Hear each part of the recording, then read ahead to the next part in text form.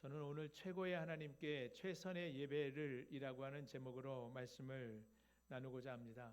초신자가 교회에 처음 나오게 되면 가장 먼저 접하는 것이 예배일 것입니다. 저도 초등학교 5학년 때 친구를 따라서 처음 교회에 갔을 때 처음 참석한 것이 바로 예배였습니다. 예배는 그리스도인의 삶의 가장 중요한 부분을 차지합니다. 영혼 구령의 열정이 있는 그리스도인이라면 대개 전도 축제나 주일 예배 시간을 기하여 초신자를 예배의 자리에 초청합니다. 그런데 초신자뿐만 아니라 교회를 오래 다닌 사람들 중에도 이 예배관을 바로 정립하지 못하고 자기 소견에 옳은 대로 예배를 이해하고 있는 분들이 많습니다. 공식 예배 시간이 정해져 있지만 각자 자기 삶의 방식에 따라서 교회 예배에 참석하게 되죠. 그래서 예배 시작 전에 예배당에 오는 분들이 있는가 하면 예배당 문이 닫힐 찰나에 급하게 들어오는 분도 계시고 조금 더 늦는 분도 계십니다. 하지만 어찌하든 간에 설교가 시작되기 전에는 대부분 예배당에 들어오시는데 아마도 예배에 지각했어도 설교를 들으면 예배를 드는 것이라고 은연중에 생각하고 있기 때문이 아닌가 싶습니다. 물론 예배에서 설교가 차지하는 비중이 큽니다. 하지만 설교를 들은 것만으로 온전히 예배에 드렸다고 말할 수는 없을 것입니다. 설교 역시 예배 안에서 이루어지는 기도와 찬양, 봉헌, 성찬과 같은 하나님께 반응하는 하나의 요소에 불과하기 때문입니다. 우리가 예배 드릴 때 긴장감이 없이 예배를 드리다 보면 자칫 타성에 젖어서 너무 형식적이고 습관적으로 예배드리기가 쉽습니다. 하나님은 오늘도 영적 긴장감을 가지고 온전히 영과 진리로 예배하는 자를 찾으시는 줄로 믿습니다. 우리가 하나님을 온전히 예배하기 위해서는 하나님께 대한 또 예배에 대한 올바른 이해가 필요합니다. 우리의 예배의 대상이신 하나님은 어떤 분이십니까? 만유를 지으신 창조주이시고 우리의 구원자이시고 우리의 모든 것 전부가 되시는 분이십니다. 또 예배는 무엇이라고 정의할 수 있을까요? 예배는 인간이 만유의 주권자이신 하나님을 만나고 그분의 인격과 서역에 대해서 적극적으로 응답하는 행위라고 말할 수 있을 것입니다. 이 예배를 영어로 워십이라고 하는데 이 워십은 가치라는 뜻과 신분이라는 뜻이 합쳐진 단어입니다. 그래서 예배는 최상의 하나님께 최고의 가치와 영광을 최선을 다해서 돌려드리는 것이라고 말할 수 있겠습니다.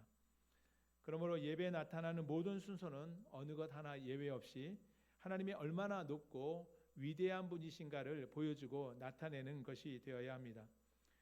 태초에 하나님이 천지 만물을 창조하시고 마지막 6일째 되는 날에 땅의 흙을 취하여 사람을 자기 형상의 모양대로 만드셨습니다. 하나님이 사람을 만드신 이유가 무엇일까요? 하나님이 사람을 만드신 이유를 이사야서 43장 7절에서는 이렇게 말하고 있습니다.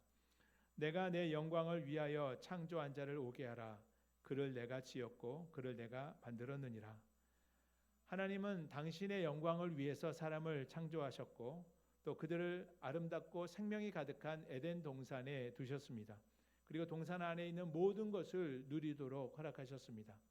그렇다면 사람은 마땅히 하나님께 영광을 돌리는 존재로 살아야 할 것입니다. 그런데 사람이 하나님의 영광을 목적으로 잘 살았습니까?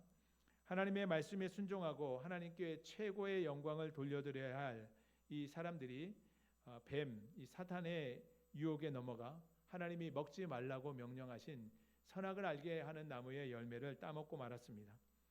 하나님은 범죄한 사람이 더 이상 에덴 동산에 머물지 못하도록 내보내셨지요.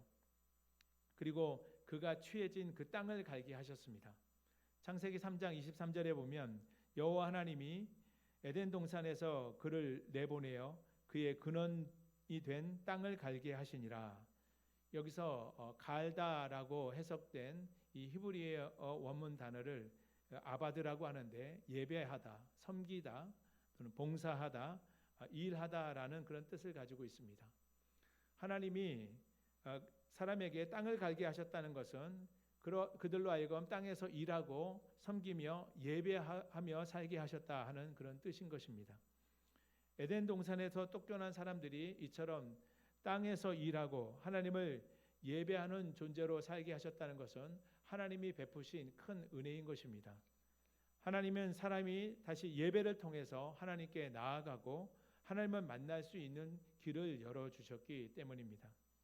그러므로 예배는 구원받은 성도에게 주어진 특권이요 최고의 하나님께 드리는 최선의 행위로서 가장 감격스럽고 영광되고 보람된 일인 것입니다.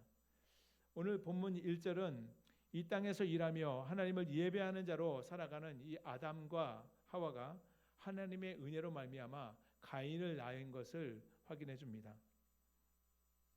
창세기 4장 1절입니다. 아담이 그의 아내 하와와 동침하매 하와가 임신하여 가인을 낳고 이르되 내가 여호와로 말미암아 득남하였다 하니라. 하나님은 아담을 흙에서 취하여 만드셨고 하와는 하나님께서 아담의 갈비뼈를 취하여 만드셨습니다. 그런데 가인은 아담과 하와 이 두 사람의 관계를 통해서 이 땅에 태어난 최초의 사람입니다. 이에 하와는 가인을 낳고서 하나님의 도우심, 하나님의 은혜로 아들을 얻었다고 말했습니다. 그래서 이 가인의 이름에는 얻었다는 그런 이름의 뜻이 있습니다.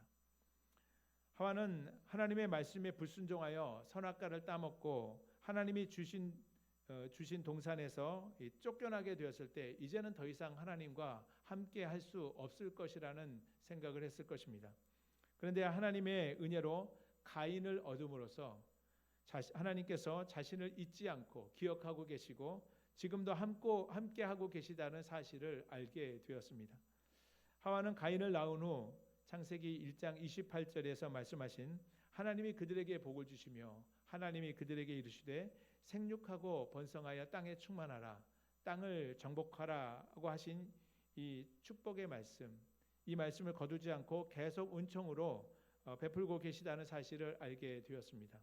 또 창세기 3장 15절에 나타난 하나님께서 여자의 후손을 통하여서 이 뱀의 머리를 상하게 할 것이라고 하는 이 구속의 약속을 이행하고 계심을 확신할 수 있게 되었습니다. 본문 2절에 보니 하와가 하나님의 은혜로 가인의 아우 아벨을 낳은 것을 말해주고 있습니다. 본문 2절을 보시면 그가 또 가인의 아우 아벨을 낳았는데 아벨은 양치는 자였고 가인은 농사하는 자였더라. 이 가인과 아벨은 각각 자기 형편에 따라서 서로 다른 일들을 선택한 것을 볼 수 있습니다. 이어지는 3절부터 5절은 오늘 이 설교의 핵심이 되는 부분입니다. 아담과 하와가 낳은 이 두 아들 가인과 아벨이 각각 하나님께 제사 드리는 모습과 또 그 결과에 대해서 기록하면서 하나님이 받으시는 예배가 어떠한 예배인지를 우리에게 가르쳐주고 있습니다. 오늘 주시는 말씀을 통해 하나님이 어떤 예배자를 찾으시는지 배우고 2025년 한 해 아니 평생에 최고의 하나님께 최선의 예배를 드리는 참된 예배자로 살아가는 저와 여러분이 되시기를 축복합니다. 오늘 본문 3절을 보시면 세월이 지난 후에 가인은 땅의 소산으로 제물을 삼아 여호와 하나님께 드렸다고 했습니다. 여기서 세월이 지난 후라는 말은 상당한 시간이 경과되었음을 암시해 주는 말입니다. 이 말을 직역하면 날들의 끝에라는 뜻이 되는데 성경에서는 주로 심판을 다루는 문맥에서 자주 사용되었습니다. 따라서 세월이 지난 후에라는 말은 단순히 어떤 일정한 시간이 지난 어느 시점을 말하는 것이 아니라 가인과 아벨 그들이 살아온 삶의 방식과 믿음의 모습을 각각 드리는 제사를 통해서 하나님께 보여야 할 그 날이 왔다 하는 뜻인 것입니다. 이러한 날은 가인과 아벨에게만 오는 것이 아니라 저와 여러분에게도 온다는 사실을 잊지 마시기를 바랍니다. 먼저 가인은 자신이 삶의 터전으로 삼은 이 땅에서 얻은 소산으로 여호와 하나님께 제사를 드렸습니다. 아벨 역시도 그가 기르는 양의 첫 새끼와 그 기름으로 하나님께 제사를 드렸습니다. 본문 4절 5절을 보시면 아벨은 자기도 양의 첫 새끼와 그 기름으로 드렸더니 여호와께서 아벨과 그의 제물은 받으셨으나 가인과 그의 제물은 받지 아니하신지라. 4절 5절 말씀을 보니까 이상하게도 아벨의 제사는 받으시고 가인의 제사는 받지 않으셨지요. 똑같이 제물을 드린 제사였는데 무엇이 문제였을까요? 우리가 똑같이 예배를 드려도 하나님께서 받으시는 예배가 있는가 하면 하나님께서 받지 않으시는 예배가 있다는 것을 알 수 있습니다. 똑같이 예배를 드리는데 하나님이 그 예배를 받지 않으신다면 얼마나 당황스럽고 또 안타까운 일이겠습니까? 우리의 예배가 하나님이 받으실 만한 예배가 될 수 있도록 우리는 정신을 바짝 차리고 영과 진리로 예배하는 자가 되어야 할 것입니다. 하나님은 왜 아벨의 예배는 받으시고 가인의 예배는 거절하신 걸까요? 어떤 분들은 그 이유를 하나님께 드린 제물에서 찾습니다. 히브리서 9장 22절에 보면 피 흘림이 없은즉 사함이 없느니라 하신 이 말씀을 근거로 하여 가인이 피가 없는 땅의 소산물로 제물을 드렸기 때문에 하나님께서 받지 않으셨다고 주장합니다. 그러나 가인과 아벨이 제사를 드릴 당시에는 율법 이전의 시대였죠. 나중에 율법 시대에 정해진 제사 제도에 보면 짐승을 피 흘려 드리는 제사가 있는가 하면 곡식물로 제사를 드리는 제사가 있는 것을 보면 가인이 땅에 소산물로 드린 그 제물 때문에 제사가 거부되었다고 볼 수는 없는 것입니다. 가인과 아벨이 선택한 제물은 각각 자기 직업에 따른 선택이었기 때문이죠. 그리고 성경을 자세히 보시면 이 제물만의 문제가 아니라는 것을 우리가 알 수가 있습니다. 4절 후반절과 5절 상반절을 보시면 여호와께서 아벨과 그의 제물은 받으셨으나 가인과 그의 제물은 받지 아니하신지라. 구약 성경의 언어인 이 히브리 어법을 보면 강조하고 싶은 것은 앞에 두고 그 문장의 맨 앞에 위치시키는 것을 이렇게 보게 됩니다. 그래서 이 순서를 보면 아벨과 그의 제물이고 또 가인과 그의 제물입니다. 그래서 근본적인 문제가 이 제물보다는 제물을 드린 사람에게 있다는 것을 암시해 주는 것이죠. 하나님이 가인과 그의 제물을 받지 않으신 것은 제물의 문제가 있다기보단 가인 자체의 문제가 있었기 때문입니다. 오늘 본문을 통해서 확인되는 이 독특한 이 점은 제사에 성공한 이 아벨의 제사에 초점을 맞추기보다는 실패한 가인의 제사에 초점이 맞춰져 있다는 것입니다. 성경이 이처럼 제사에 실패한 가인의 제사를 집중적으로 다루고 있는 것을 보면 그만큼 이 제사에 실패하는 자가 많다는 반증이기도 할 것입니다. 우리도 신앙의 오랜 세월 속에 수없이 하나님께 예배를 드려왔지만 많은 부분 하나님이 받지 않으시는 예배가 되었을 수도 있습니다. 우리는 제사에 실패한 이 가인의 제사의 모습을 반면교사로 삼아 예배 실패자가 되지 말고 예배의 성공자, 하나님이 받으시기 합당한 예배를 드리는 자들이 다 되어야 되겠습니다. 하나님이 우리가 드리는 예배를 통해서 진정 받고자 하시는 것, 진정 확인하고자 하시는 것이 무엇일까요? 첫 번째, 하나님은 예배자의 마음과 정성입니다. 아벨은 마음과 정성을 다해 하나님께 제사를 준비했습니다. 아벨은 자기가 치는 양의 첫 새끼와 그 기름을 하나님께 제물로 드렸습니다. 처음 난 새끼 중에 가장 기름지고 살찌고 좋은 것으로 하나님께 드린 것입니다. 성경 레위기 27장 26절에 보면 오직 가축 중에 처음 난 것은 여호와께 드릴 것이니라고 말했고, 출애굽기 23장 19절에서는 내 토지에서 처음 거둔 열매의 가장 좋은 것을 가져다가 너희 하나님 여호와의 전에 드릴지니라고 말씀하고 있습니다. 본문에 나타난 가인의 제사를 보면 이 가인이 처음 거둔 소산으로 드렸다는 말이 없습니다. 짐승이건 곡물이건 첫 것을 하나님께 드린다는 것은 그만큼 하나님을 소중히 여기고 존중히 여긴다는 뜻이 반영된 것입니다. 그런데 가인의 제물은 준비되지 않은 제물이었습니다. 예배는 평소에 하나님을 향해 가졌던 그 예배자의 마음과 태도가 고스란히 예배에 나타나게 됩니다. 제물을 보면 그 제물을 준비한 사람의 마음이 보이는 것입니다. 하나님은 사람을 외모로 보지 아니하시고 마음의 중심을 보시지요. 그러므로 하나님께 예배할 때 우리는 형식적으로나 종교적인 습관에 매여서 드리는 것이 아니라 온 마음과 정성을 다해서 하나님께 예배해야 할 것입니다. 두 번째, 하나님이 우리의 예배를 통해서 진정으로 보시고자 원하시는 것은 예배자의 믿음입니다. 오늘 본문에 나타나 있지 않지만 히브리서 11장 4절에 보시면 아벨이 하나님께 드린 제사를 이렇게 평가하고 있습니다. 믿음으로 아벨은 가인보다 더 나은 제사를 하나님께 드림으로 의로운 자라 하시는 증거를 얻었으니 하나님이 그 예물에 대하여 증언하심이라. 그가 죽었으나 그 믿음으로써 지금도 말하느니라.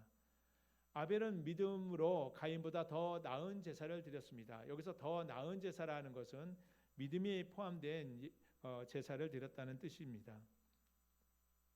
아벨은 하나님께 믿음으로 제사를 드렸습니다.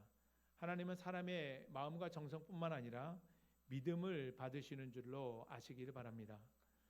그래서 우리가 하나님께 예배에도 마음과 정성뿐만 아니라 믿음이 없이 드리는 예배는 하나님께서 기뻐하지 않으신다는 사실을 우리가 기억해야 합니다. 정성도 중요하지만 마음도 중요하지만 믿음이 빠지면 안 됩니다. 믿음이 빠지는 것은 마치 안고 없는 찐빵과 마찬가지이기 때문입니다. 히브리서 11장 6절에 보면 믿음이 없이는 하나님을 기쁘시게 하지 못하나니 하나님께 나아가는 자는 반드시 그가 계신 것과 또한 그가 자기를 찾는 자들에게 상 주시는 이심을 믿어야 할지니라고 말씀하고 있습니다. 또 로마서 14장 23절에 보면 믿음을 따라 하지 아니하는 것은 다 죄다라고 말씀합니다. 우리가 예배할 때 하나님께서 살아계시고 우리의 예배를 주목하고 계시다고 하는 이 믿음이 없이 드리는 모든 예배 다 죄라는 것입니다. 가인의 제사가 그랬습니다. 살아계신 하나님이 그 제사를 통해서 상을 주시고 때로는 벌을 주신다는 사실을 믿지 못했습니다. 알지 못했습니다. 그래서 제사를 소홀히 여겼던 것입니다. 우리는 지금 우리가 이 시간 드리는 이 예배가 살아계신 하나님께서 받으시고 주목하고 계시고 우리 예배를 통하여서 하나님께서 창을 베푸실 뿐만 아니라 축복해 주신다는 사실을 우리가 기억하고 더 나은 예배, 믿음으로 드리는 예배로 나아가야 될 줄로 믿습니다. 다음 세 번째, 하나님은 예배자의 삶의 태도를 보십니다. 하나님이 자신의 제사를 받지 않으시자 가인의 태도가 어떻게 나타났습니까? 본문 5절에 보니까 가인이 몹시 분하여 안색이 변했다고 했습니다. 아마도 가인과 아벨이 제사 드린 장소는 거의 같은 장소였을 것입니다. 본문에서 하나님께서 어떤 방식으로 아벨의 제사를 응답하셨는지 나타나 있지는 않지만 아마도 고대의 제사들이 다 그랬듯이 또 하나님께서 갈멜산에서 엘리야의 기도를 들으시고 하늘에서 불을 내려서 제단 위에 그 번제물을 불사르셨던 것처럼 아마도 불로서 그 제물을 태우는 방식으로 제사를 연납하셨을 것으로 보입니다. 이 가인이 볼 때 아벨의 제물에는 이 불이 살라져 있는데 반면에 자신의 제물은 그대로 있는 것을 보았을 때 어떤 모습이었을까요? 그 모습을 지켜보던 가인의 마음은 순간 당황스럽고 또 분노가 치솟아 올랐을 것입니다. 그러니 안색이 변하게 된 것이죠. 가인은 자신의 제물을 받지 않으시는 하나님께 대한 불만 그리고 제사에 성공한 동생에 대한 질투심 때문에 분노함으로 안색이 변했습니다. 이 모습을 보신 하나님께서 6절에 가인에게 물으시죠. 본문 6절에서 여호와께서 가인에게 이르시되 내가 분하여함은 어찌 됨이며 안색이 변함은 어찌 됨이냐. 하나님이 가인에게 두 가지로 물으셨습니다. 내가 분하여함은 어찌 됨이며 안색이 변함은 어찌 됨이냐. 하나님께서는 마치 막무가내인 이 금쪽이를 타이르는 이 어머니의 심정으로 가인이 분노하는 것에 책망하시면서 동시에 또 가인이 잘못을 반성하고 회개를 촉구하라는 의미에서 그를 책망하고 계신 것입니다. 하나님이 말씀하시는 동안에 가인의 모습을 보니 고개를 떨구고 있습니다. 그러면서 아직도 분을 삭히지 못하는 모습으로 서 있는 모습을 보게 됩니다. 7절 본문 7절인데 내가 선을 행하면 어찌 낯을 들지 못하겠느냐 선을 행하지 아니하면 죄가 문 앞에 엎드려져 있느니라 죄가 너를 원하나 너는 죄를 다스릴지니라. 하나님은 선을 행하지 않는 가인의 삶을 지적하셨습니다. 내가 만일 아벨처럼 제사를 준비했다면 그리고 아벨처럼 마음과 정성을 다해 믿음으로 선을 행하는 삶을 통해 온전한 제사를 드렸다면 지금처럼 얼굴을 들지 못하고 얼굴을 붉히고 있을 일이 없었을 것이라는 것이죠. 가인이 드린 제물은 선하지 못한 자신의 삶을 그대로 반영하는 것이었습니다. 하나님은 무턱대고 예배를 받는 분이 아니십니다. 또 특별히 제물에 크게 관심을 두는 분도 아니십니다. 오히려 헛된 제물을 하나님께서는 싫어하십니다. 형식적이고 의무적으로 종교 생활하는 유다인들을 향하여서 하나님께서 이렇게 말씀하십니다. 이사야 1장 11절 12절 말씀입니다. 여호와께서 말씀하시되 너희의 무수한 제물이 내게 무엇이 유익하뇨 나는 순양의 번제와 살찐 짐승의 기름에 배불렀고 나는 숫 송아지나 어린 양이나 순 염소의 피를 기뻐하지 아니하노라. 너희가 내 앞에 보이러 오니 이것을 누가 너희에게 요구하였느냐 내 마당만 밟을 뿐이니라. 일상은 엉망진창이면서 종교적 의무감 때문에 와서 예배하는 자 가인의 제사처럼 연락되지 못하고 하나님이 받지 않으시니 교회에 와서 예배를 드렸어도 교회 마당만 밟고 돌아갈 뿐이다. 하나님을 만나지 못하고 뵙지 못하는 예배자가 될 뿐이라는 것이죠. 다음 이어지는 이사야 1장 16절 17절에 보시면 너희는 스스로 씻으며 스스로 깨끗하게 하라. 내 목전에서 너희의 악한 행실을 버리며 악을 그치고 선을 행하며 선을 배우며 정의를 구하며 학대받는 자를 도와주며 고아를 위하여 신원하며 과부를 위하여 변호하라 하셨느니라. 스스로 죄를 씻고 회개하며 선을 행하고 옳지 못한 삶을 바꾸고 악행을 그치고 일상에서 섬기고 구제하는 삶을 실천하라고 말씀하십니다. 이와 같이 하나님 앞에 예배하듯이 선을 행하며 정직한 삶을 살아온 사람이 드리는 이 예배를 하나님은 안 받으실 수가 없으실 것입니다. 기뻐하지 않으실 수 없을 겁니다. 상과 축복을 베풀지 않으실 수가 없을 겁니다. 하나님은 제물보다 사람이 먼저입니다. 사람을 받지 않고 제물만 받으시는 법이 없습니다. 우리가 예배하러 나와서 헌금을 드렸을 때 하나님께서 그 헌금에 관심이 있는 것이 아니고 헌금을 드리는 그 예배자에게 관심을 가지시는 것이죠. 하나님께서는 예배하는 사람과 그 사람이 드리는 그 제물을 같은 것으로 보시는 것입니다. 하나님이 그 사람을 받으셨으면 당연히 그 제물도 받으신 것입니다. 여기서 제물은 공적 예배 때 드리는 찬양, 헌금, 구제, 섬김만을 말하지 않습니다. 인격이 담긴 그 사람의 삶 자체를 제물로 받으시는 것입니다.